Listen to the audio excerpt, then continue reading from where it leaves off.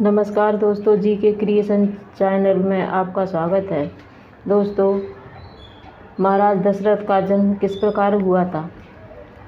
राजा दशरथ की जन्म की घटना पौराणिक ग्रंथों के अनुसार बताया जाता है कि राजा अज इक्ष्वाकु वंश के 38वें राजा थे।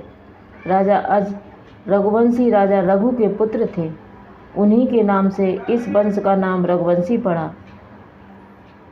राजा आज बड़े ही प्रतापी और धार्मिक विचारों के थे। उनका यश तीनों लोकों में था। एक बार लंका का राजा रावण अज से युद्ध करने आया।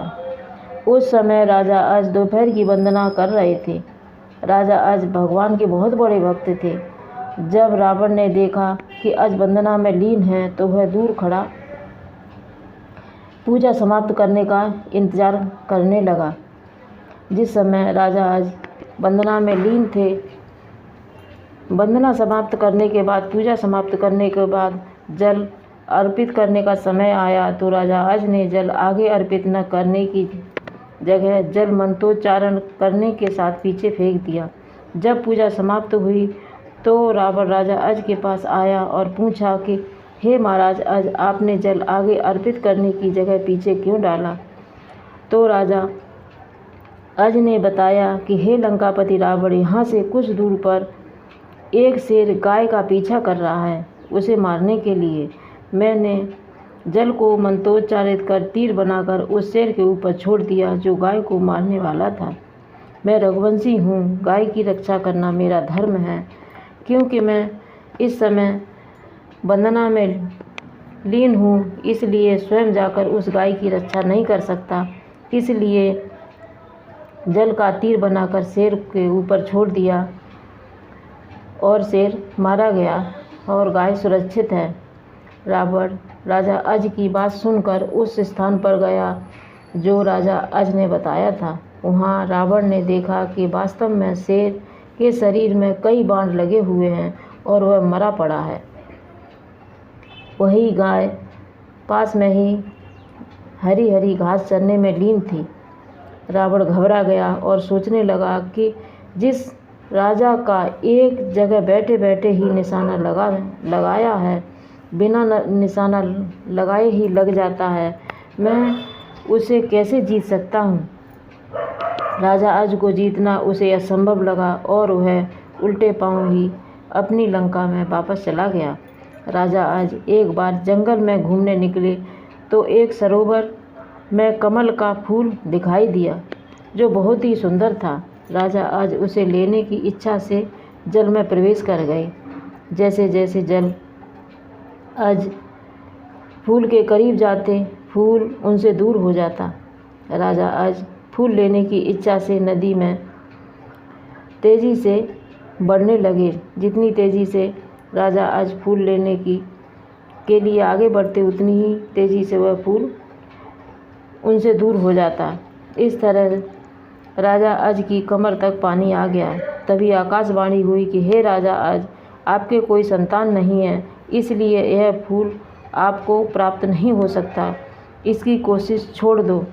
राजा अज को यह बात सुनकर बड़ा दुख हुआ। वे वापस राजमहल लौट आए। वे शिव जी के बहुत बड़े भक्त थे। भगवान शिव ने जब राजा अज को चिंता करते देखा तो शिव जी को भी बहुत चिंता हुई। शिव जी ने महाराज अज और उनकी पत्नी की चिंता दूर करने का उपाय सोचा। उन्होंने महाराज धर्मराज को बुलाया और कहा कि तुम ब्राह्मण का वेश रखकर अयोध्या नगरी जाओ और अयोध्या नगरी में तब तक रहना जब तक राजा अज को संतान की प्राप्ति नहीं हो जाती। शिव की आज्ञा लेकर महाराज धर्मराज ब्राह्मण और उनकी पत्नी ब्राह्मणी का वेश रखकर सरयू नदी के किनारे कुटिया बनाकर रहने लगी। एक बार ब्राह्मण राजा अज के दरबार में भिक्षा मांगने गए। राजा अज ने ब्राह्मण को भोजन कराया और भोजन कराने के पश्चात सोना चांदी दान करने लगे। सभी ब्राह्मण दान लेकर चले गए, लेकिन जब ब्राह्मण बने धर्मराज का सामना राजा अज से हुआ तो ब्राह्मण बोले कि हे राजन, मैं यह सोना चांदी दान नहीं लूँगा, क्योंकि यह तो प्रजा का है।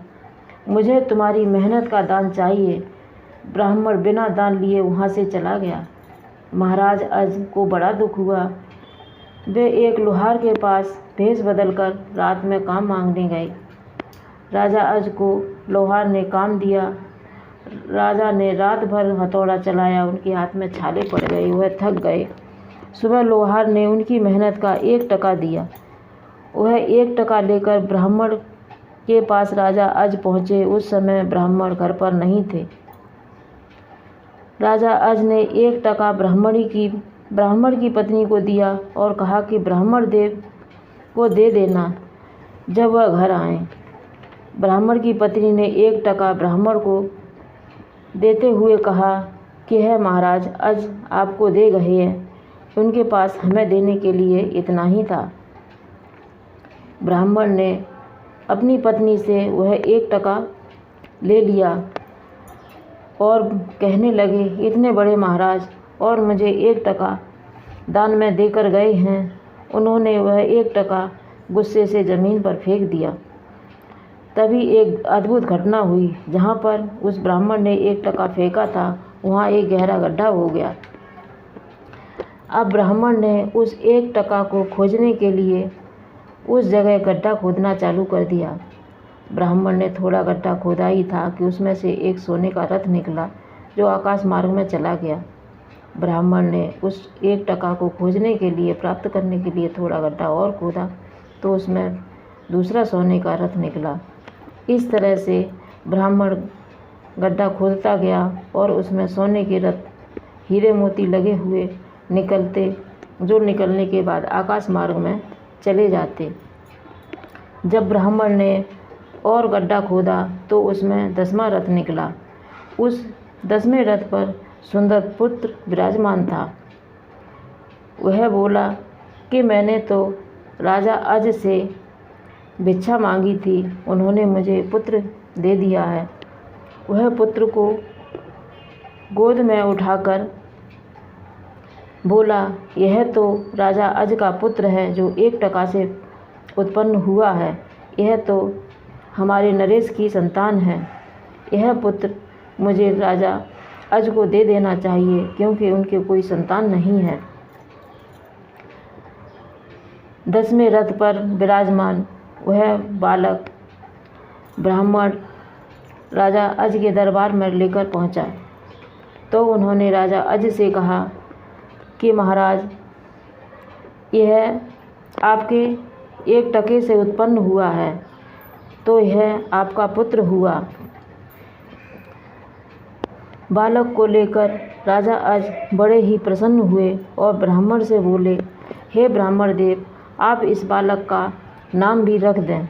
तब ब्राह्मण ने कहा कि हे राजा अज, यह बालक 10वें रथ पर प्रकट हुआ है, इसलिए मैं इसका नाम दशरथ रखता हूँ, जो आगे चलकर दशरथ भगवान राम के पिता बने। दोस्तों, यह जानकारी अच्छी लगी हो तो लाइक करें, शेयर करें, सब्सक्राइब करना न भूलें, कमेंट करना न भूलें, जिससे हमें पता चले कि आपको हमारी जानकारी अच्छी लग रही है। नमस्कार।